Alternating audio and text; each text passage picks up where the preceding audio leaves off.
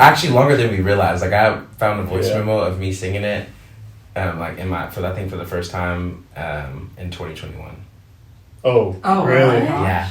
2021. 2021. That's crazy. Yeah. And then I just, because I searched up dearest one or like D1 in my voice notes, and you can see like the only two that are in there is the original one from 2021, and then a new voice memo in 2023 where I'm like, dearest one melody walkthrough, where I think I like picked it back up.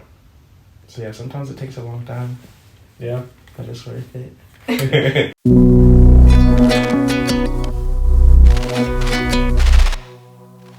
Who is Dearest One dedicated to? I would say that Dearest One is dedicated first to the Lord, and then to anybody who feels like they were abandoned growing up or struggles with loneliness. Like this is who this is for. Because that's kind of what I went through. So, yeah. Do you feel like y'all were in the same season whenever y'all were creating the song? Well, knowing where you wrote it from, I mean, I don't know, because I can't really say I had, like, those types of, I guess, issues, but I was also, like, this year has been very much a season of reevaluating, like, relationships, you know what I mean? And kind of feeling like, aside from my wife, like, I was walking through some stuff alone, you know what I mean? So, in a way, yeah. I don't think like we were in the same like season as like the theme of the song, but I think like when we would come and we would meet and work on the song, we would kind of just like talk about where we were at in life. Yeah. And it was like it's like transitions and just like areas of our life. It was kind of similar. So we were both walking through something that wasn't super public, I guess. Yeah. There was a similarity there, I would say. I don't know. Because I do remember those conversations like, hey, where you at? How's life? What's going on? We over here on the struggle bus. On the struggle bus. Yeah. Same wavelength. So yeah, you know. This is like the second time y'all work together? Yeah. Really? Yeah. Do you feel like from the previous project, like was it, what made it different now with Dearest One? Like, did you realize, like, okay, from what I Feel Like Dancing, Jilly, that did you feel like, how do I say this? That you're like, okay, we did this, we created something beautiful, but I want, like, for the next one, I want to do something different. Like, what can we do to make it different, or what can we do to like not make the mistake? Like, you realized you made a mistake before, and you wanted to do something better. Does that make sense? Yeah, kind of. Just growth as a whole, you're saying? Mm-hmm. Or have you noticed the growth from that? Well, I did. I did. I guess for me, I was in a very... When we did Jilly, right? One, I was in an apartment. Two, I was very much trying to pursue guitar playing as a whole. And Vontae kind of approached me with that in mind, because the stripped down version was meant to be very ambient and very worshipful. Right, so that was a different process in and of itself. But this one is, 3 years later, I want to say? 3 years later, my journey as a musician has now looked a lot less like I just want to be a guitar player and more like I want to produce and create and not have limitations, I guess, in that. That's me. Yeah, I mean, I think I've definitely like grown as like just an individual, and I'm a little bit more confident in like my artistry. I think one of the reasons why I wanted Josiah to like help me create this one is because like this song had like 3 different versions. We tried to like do like a whole band in a room and just see what we could hash out. And it just wasn't working, to be honest. Like, it was like, what we made was cool, but it just wasn't the vibe after listening to it. Yeah. But I remember that I loved, like, everything that Josiah was contributing and the ideas that he was throwing in. And I was just like, let's reevaluate this. We tried to go back and I did, like, the stripped down thing with DeMorian, but that wasn't it either. And so I was like, Josiah, like, we got lunch, and I was like, here, do something with this. And but I think it was because I saw the growth, like, in Josiah, and I was really rocking with it. So, It was a good time. As artists, do you feel like Joe and V, do y'all feel like y'all have a close relationship where you can come together and be like, oh, I have fears about this, you know?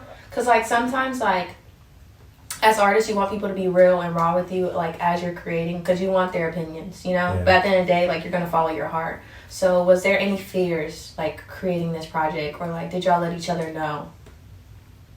Or did y'all feel comfortable that y'all let each other know? Because V can have opinions and Joe can have opinions about something.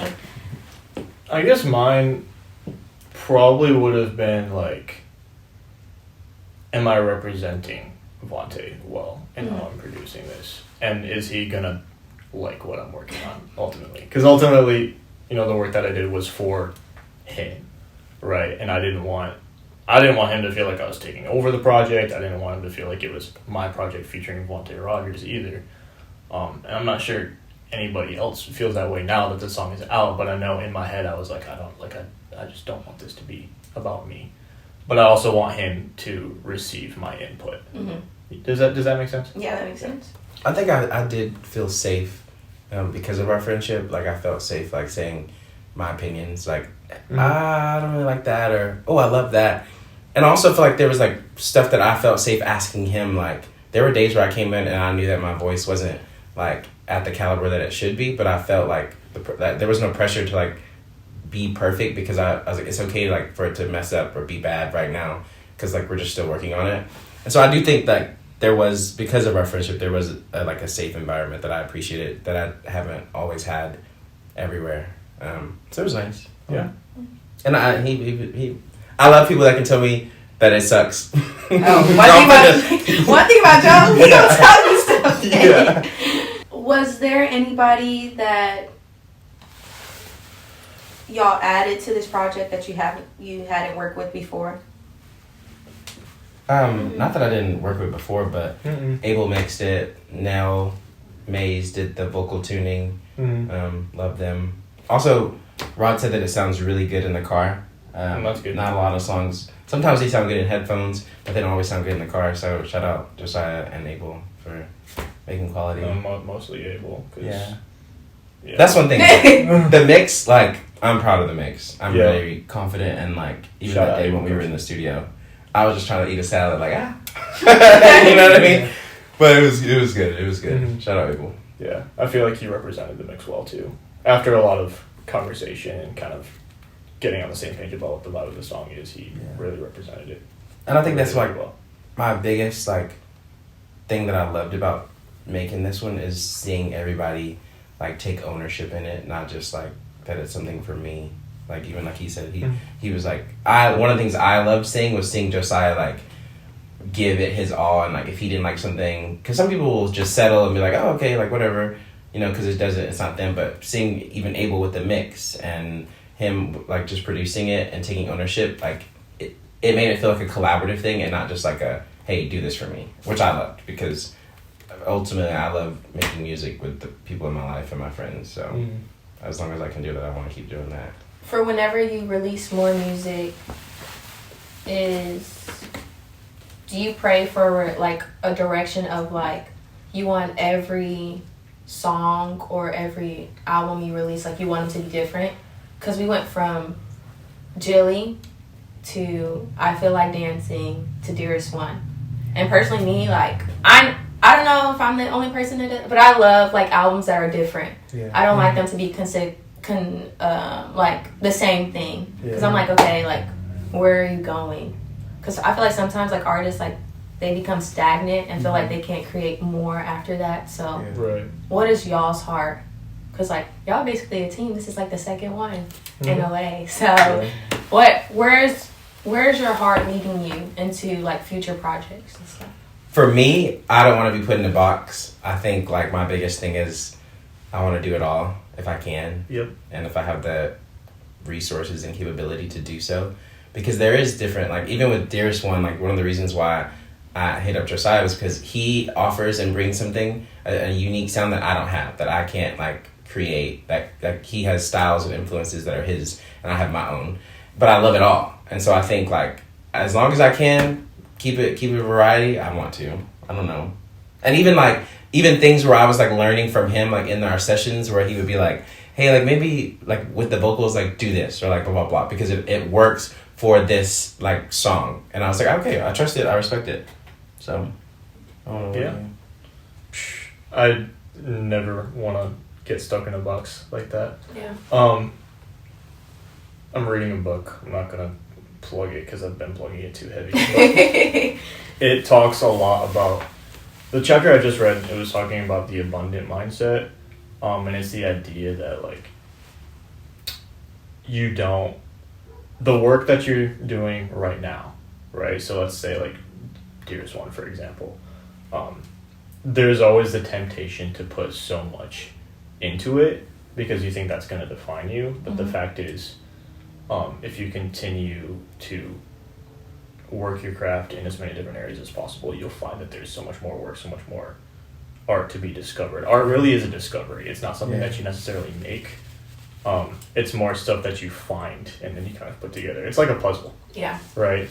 Where you kind of know what it is, but the more pieces you put in, the more it reveals itself. So that said, works as a whole in the future for myself and for him, I'm sure. Like, we don't want it to look always the same because that's boring. Yeah.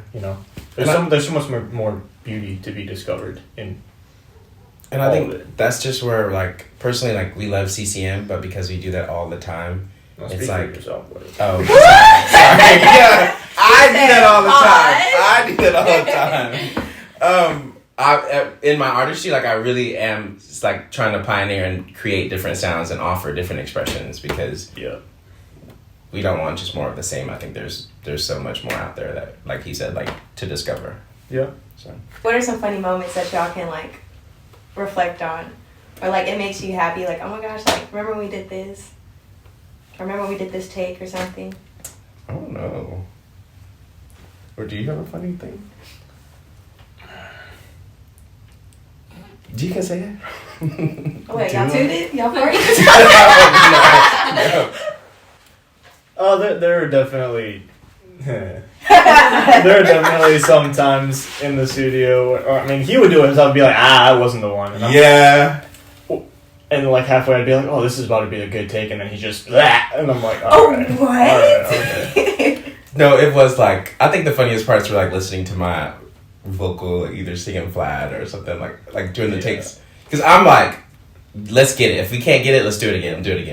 And then there was a point where I just kind of was like, it was, I think the doing the vocals were probably the funniest. But yeah, I know both of us definitely hit a spot where we were like, oh my god, can these... Yeah. I was like, Lord, just fix it, let it be the one. But, yeah. I don't know. And it turned out well. This project was a lot of fun. This does. Yeah. And I listened to it and I'm like, dang, like... He said, I did that! That's real, we did that, like, it's so good. Like, I was listening to it on the way here and I was like is this real? Like, I don't know. I feel like I haven't really... You know what we really need to talk about that I keep thinking about is the 3 revisions. Yes. Should I show them? Like, should I post them and be like... Do you want to? 1, 2, 3? Do I even have the 2nd revision? I have just the instrumental of yours. The first one. Oh my god. Do you remember the first? Yes, I do. Actually, 4. There's 4 versions. Yeah, because there's the one that we tried to be all like groovy, whatever, and then there's the one that was just the piano with the Morian, and then when I was like, "Hey, Josiah, help!" There's the first version. Hey, Josiah, help! Yeah, and then we actually came back after we did that first one, and we were both like, "You want to start from scratch?" Yeah. And so, then the one. No, because oh god, the full band one was fun because it was a moment where I could tell a lot of us had shown up and we were kind of just like, what are we doing here? So I grabbed a mic and I just started telling people kind of what to do, and it took a direction and it was working. We're following it. It was working. Then we listened back and we were like, oh, yeah, no. Then he had his version, which he sent me, and I took that. And then the 3rd revision was so like Taylor Swift. Yeah. Like I'm not even lying. But I remember this studio looked very different. We were in here and we were so stoked on it, right? And then I didn't touch it for like months because if I'm honest, I was like, it's Vontae's project, is on the back burner. Yeah. But then he hit me and he was like, hey, like I want this out like by the end of the year, and I was like, sick, cool. So I pulled up the session right before he was supposed to come over, and I was like, I hate this. It's so bad. And so the only thing left from any of these is there's a guitar part. Yeah. That it was like a chord progression, right? I'm gonna talk about this at some point in like my own video because I want to break down the whole thing. But there's one note from that guitar loop that is the core like sound that you hear in the thing, and so just the growth from full band to Taylor Swift. You don't want that. But like to what it is now. Even that, like we both I came in and I was like, I don't love it. Like it's cool. So when he said that, I was like, yes, let's start over. And I just think that's such like a relief. Yeah. Like hearing from Joe, you're just like, right. okay, I'm not the only person that hears this. Yeah. So it was good. It was good.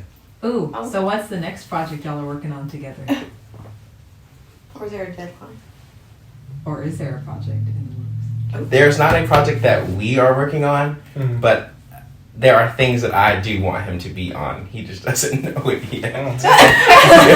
Hello. Yeah. Surprise. I'll take it. But yeah, we're trying to work towards that next year. So it's gonna be good. 2024 is the year, 2024. y'all. And this guy, we need to get this guy, his producer back up. Like everybody who needs to make a song, we need to recommend Josiah. For real. I can only plug so much, okay? Final thing, what do you have to say to the camera, to the people? Stream Dearest One. Stream Dearest One. Be ready for new music next year. Hire this guy to produce the next song. Go give to his crowdfunding.